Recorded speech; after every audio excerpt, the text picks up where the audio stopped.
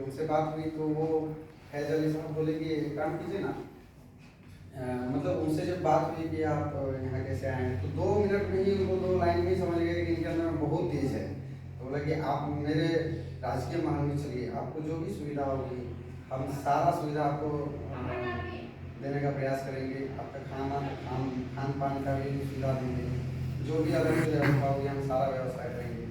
तो फिर उन्होंने बोला कि नहीं, हम नहीं जा सकते। फिर देखे कि काफ़ी वो निवेदन करने लगे, तो उनको अच्छा लगा कि ये अतिथि का सम्मान करना चाहते। तो फिर वे फैज अली साहब के राजकीय महल में पहुँचे, और वहाँ पहुँचे तो जब वहाँ रहने लगे तो उनकी ख्याति बहुत दूर दूर तक फैलने लगी। एक संत आए हैं जो इस तरह है, उस तरह है। जब बात आगे चलने लगी तो उन्हीं दिनों खेतरी नरेश राजा अजीत सिंह जी वहाँ पे घूमने आए थे, और आप तो उनका एक मुंशी था, जगमोहन मुंशी, जगमोहन नाम था। तो वो क्या किए कि उनको ये पता चला कि यहाँ पे एक संत आए हैं तो बहुत ही दिव्य है, तो राजा साहब से चलो भेंट करवाना चाहिए। तो वो क्या किए, जब खेतरी नगर जब वहाँ घूमने गए थे तो वो जो फैज अली साहब है उनको पता चला कि यहाँ के राजा जी आए हैं, तो वो निमंत्रण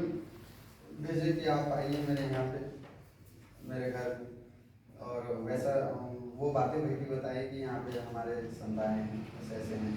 तब उनके जो मुंशी जी है वो बोला कि जाकर के देखते हैं। तो वो आए तो देखे कि खटिया में सोए हुए हैं, और वो भी अपना भगवा वस्त्र लेकर के पूरा सोए हुए हैं ओढ़ करके। तो उनको लगा कि अजीब इंसान है, उनको लगा कि ये भी उसी तरह का भोगी साधु वगैरह है। तो आकर के फिर उनसे मिले, बोले कि आप कैसे हैं, आप एक मुस्लिम के घर में कैसे रह सकते हैं जब आप सनातन धर्म से हैं।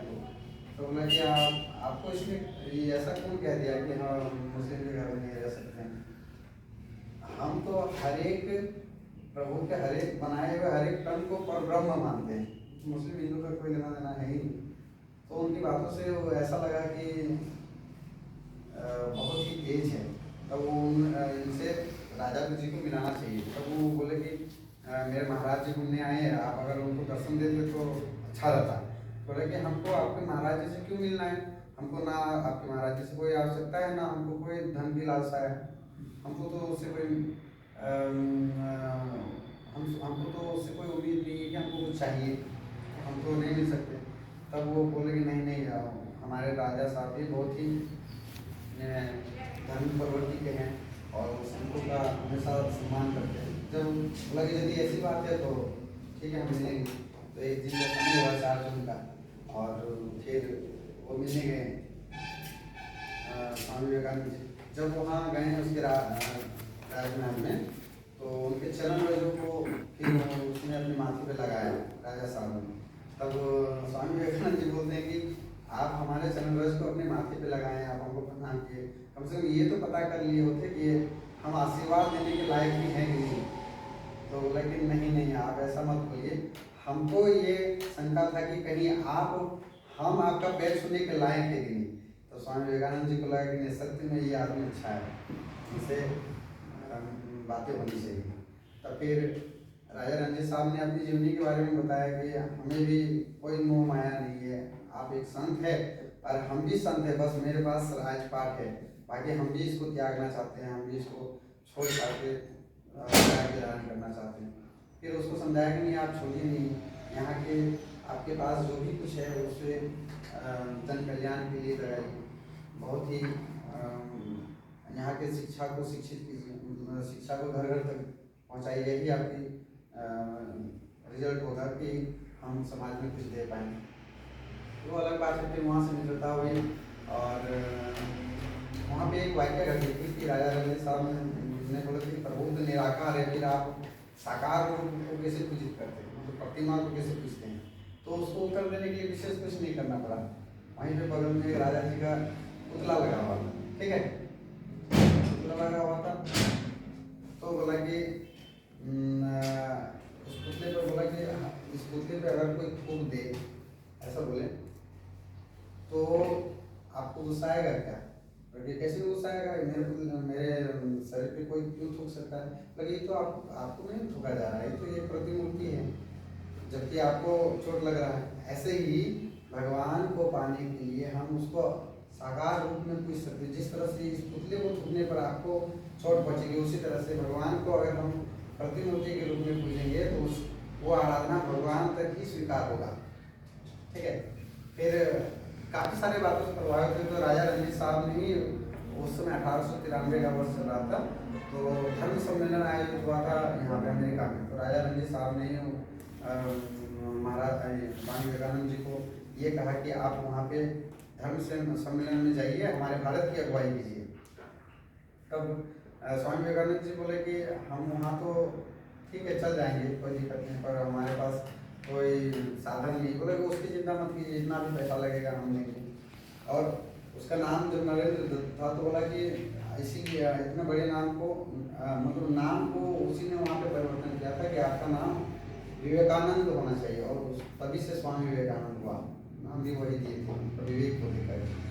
फिर वो जब शिकागो गए तो 5 सप्ताह पहले पहुँचे थे, और वहाँ पे बहुत सारा ऐसा घटना हुआ जो हृदय को पिघल करके रख देगा, लेकिन वो उतनी सारी बातों को नहीं बोलेंगे, बस संक्षिप्त में बोलेंगे, बहुत सारा लंबा खिंचा रहा है ना। तो जब वो शिकागो गए तो शिकागो में 5 सप्ताह पहले गए। अब सोचो वहाँ भी जब वो गए थे तो यही वस्त्र वेशभूषा था, और भारत में जो वस्त्र था गर्म वस्त्र, उसको लेकर के गए थे कुछ। तो वहाँ इतनी ठंडी थी कि जो गर्म वस्त्र पहनते थे वो वस्त्र वहाँ पे काम नहीं करता था। तो 5 सप्ताह पूर्व ही पहुँच गए थे, उसमें बहुत कठिनाई थी, कहाँ होने वाला था, वो भी जगह पता नहीं था, बहुत सारा चीज़ था। लेकिन वहाँ के लोग जब 5 सप्ताह रहे तो इनकी वेशभूषा देख करके बच्चे इनके पीछे दौड़ते थे कि पागल होते हैं, कभी सोच समझा जाता था। और इन्होंने अपनी जीवनी में ऐसा भी लिखा है कि हमारा ठंडे में तो हमारा हाड़ तक सूखने लगा था, मतलब कि जमने लगा था। एक समय को ऐसा लगा था कि हम चल आएंगे, लेकिन फिर मन में ये था कि भारत में प्रतिनिधित्व करने के लिए भेजा गया है, हम चल जाएंगे, पूरी भारत माता का यहाँ पे हानि पहुँचेगी। तो फिर किसी तरह से वो समय गया, और शिकागो धर्म सम्मेलन में प्रवेश भी शायद नहीं मिल रहा था, तो वहाँ भी किसी तरह से प्रवेश हुआ। और मिलने के बाद जब उसको समय मांगा गया तो बोला कि यहाँ एक से एक विद्वान लोग आए हैं, आपको आराम समय मिलेगा। तो फिर उसको 2 मिनट का समय दिया गया कि आपका जब नंबर आएगा तो आप सिर्फ 2 मिनट में अपना परिचय देकर निकल लीजिएगा।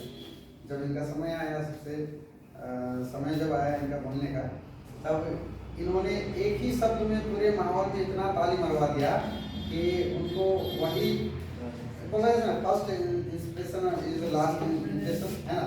तो फर्स्ट इंप्रेशन में वही बोला कि मेरे अमेरिका के प्यारे भाइयों एवं बहनों, इतना ही बोला, पूरा ताली बजा। तो हाँ, बजने का कारण ये था कि जितने भी लोग वहाँ आ जाते थे, लेडीज एंड जेंटलमैन करके संबोधित करते थे और भाषण स्टार्ट करते थे। और यह वहाँ पे जाकर के स्वामी विवेकानंद का लहजा ही कुछ अलग रहा। और उसके बाद वो जो ताली बजा, उसके बाद वो जो अध्यात्म के बारे में बोले, हमारे सनातन संस्कृति के बारे में बोले, हमारे भारत के बारे में बोले, हमारे यहाँ की सभ्यता के बारे में बोले, हमारे वेदों उपनिषद के बारे में बोले। ऐसा कहा जाता है 1 घंटा का भाषण चला, 2 मिनट की जगह 1 घंटा का वक्तव्य चला। फिर उससे निरंतर 7 दिनों तक वहाँ पे आग्रह किया गया बोलने के लिए। और ऐसे हमारे भारत का पताका सबसे पहले उन्होंने वहाँ पे फहराया। आज भी अगर अमेरिका में कोई गेरुआ वस्त्र धारण किया हुआ है तो वो कहीं ना कहीं हमारे स्वामी विवेकानंद जी का दिन है। वहाँ जाकर के उन्होंने अपना ट्रस्ट चलाया, 1996 को अपना ट्रस्ट स्थापित किया। तो मैं इतनी सारी बातों के साथ अपने वाणी को जान लेना चाहता हूँ। और एक ही शब्द लास्ट मंत्र में कहना चाहूँगा कि स्वामी विवेकानंद का मूल मंत्र है कि उठो